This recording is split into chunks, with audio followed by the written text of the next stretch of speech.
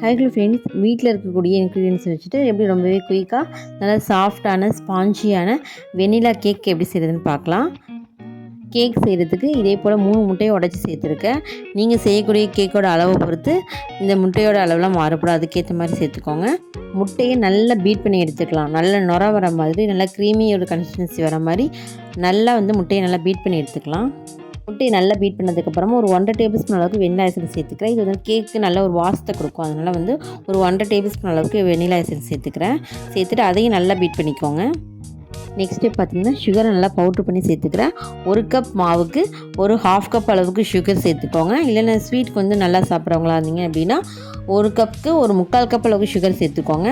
உங்களோட ஸ்வீட்டோட அளவை பொறுத்து இந்த சுகரோட அளவு மாறுபடும். நான் இந்த கேக்கு 1 கப் மாவுக்கு 3/4 கப் அளவுக்கு ஸ்வீட் சேர்த்துருக்கேன். நெக்ஸ்ட் ஸ்டெப் பார்த்திங்கன்னா ஒரு 1/4 கிளாஸ் அளவுக்கு எந்த ஒரு வாசமும் இல்லாத ஆயில் சேர்த்துக்கிறேன். சேர்த்துட்டு அந்த முட்டை சுகர் கூடவே இந்த ஆயிலையும் சேர்த்துட்டு நல்லா பீட் பண்ணி எடுத்துக்கலாம்.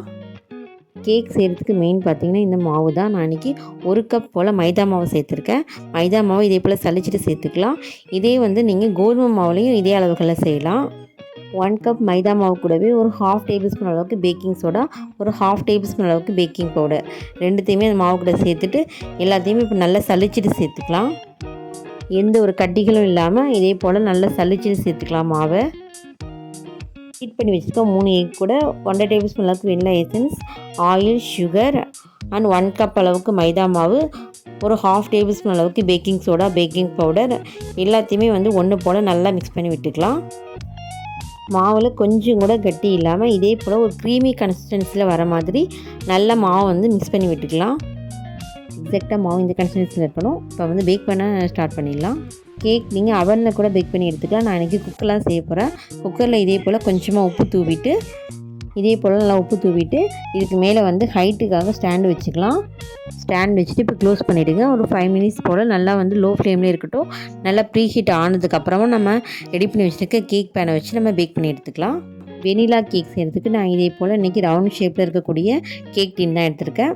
கேக் டின்னில் இதே போல் எல்லா பக்கமும் ஆயில் அப்ளை பண்ணிக்கலாம். அப்போ தான் நம்ம கேக் பேக் பண்ணி எடுக்கும்போது கொஞ்சம் கூட டின்னில் ஒட்டாமல் ஸ்மூத்தாக நமக்கு வரும். எல்லா பக்கமும் ஆயில் அப்ளை பண்ணிவிட்டு நெக்ஸ்ட் ஸ்டெப் பார்த்திங்கன்னா நான் பட்டர் ஷீட் எடுத்திருக்கேன். இந்த கேக் டின்னோட அளவை பொறுத்து அந்த பட்டர் ஷீட்டை உள்ளே வச்சுட்டு நம்ம அதுக்கேற்ற மாதிரி சிசர் வச்சு கட் பண்ணி எடுத்துக்கலாம். இல்லைனா நீங்கள் ரவுண்ட் ஷேப்பில் கூட கட் பண்ணி எடுத்து வச்சுக்கலாம், கரெக்டாக இருக்கும். கேக் டின்னில் பட்டர் ஷீட் வச்சதுக்கப்புறமா இதே போல் எக்ஸஸாக இருக்கிற பேப்பரை சிசர் வச்சு கட் பண்ணி எடுத்துக்கிறேன். நீங்கள் இதே போல் ரவுண்ட் ஷேப்பில் கூட நீங்கள் கட் பண்ணி வச்சா கரெக்டாக இருக்கும்.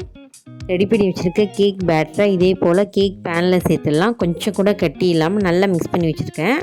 இந்த கேக் பேனில் சேர்த்துட்டு மாவு கொஞ்சம் கூட கட்டி இல்லாமல் ஏர் பபிள்ஸ் இல்லாமல் எல்லா பக்கமும் சமமாக ஈவனாக இருக்கிற மாதிரி இதே போல் கேக் பேனை நல்லா தட்டி விட்டுக்கோங்க. அப்போ தான் கொஞ்சம் கூட ஏர் பபிள்ஸ் இல்லாமல் கட்டிகள் இல்லாமல் எல்லா பக்கமும் மாவு ஸ்மூத்தாக ரவுண்ட் ஷேப்பில் நல்லா ஸ்மூத்தாக இருக்கும். அதே போல் இதுமாதிரி தட்டி விட்டுக்கோங்க. நெக்ஸ்ட் டே பார்த்திங்கன்னா குக்கரை ஒரு 5 மினிட்ஸ் போல் ப்ரீ ஹீட் பண்ணி வச்சுருந்தோம். இப்போ நல்லா ஹீட் ஆகிடுச்சு. இப்போ நம்ம ரெடி பண்ணி வச்சுருக்க கேக் பேனை அது குக்கருக்குள்ளே வச்சிடலாம். கேக் பேனை குக்கருக்குள்ளே வச்சுட்டு குக்கர் மூடியில் பெல்ட்டும் போடாமல் விசிலும் போடாமல் சாதாரணமாக குக்கரை மூடி வச்சிடலாம். மூடி வச்சுட்டு 30 to 40 மினிட்ஸ் வரைக்கும் நல்ல லோ ஃப்ளேமில் வச்சு குக் பண்ணி எடுத்துக்கலாம்.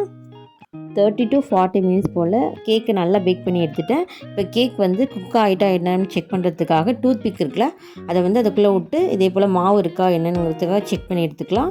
பாருங்கள், நல்லாவே கொஞ்சம் கூட மாவு ஒட்டாமல் நல்லாவே கேக் சூப்பராக பேக் ஆகிடுச்சு.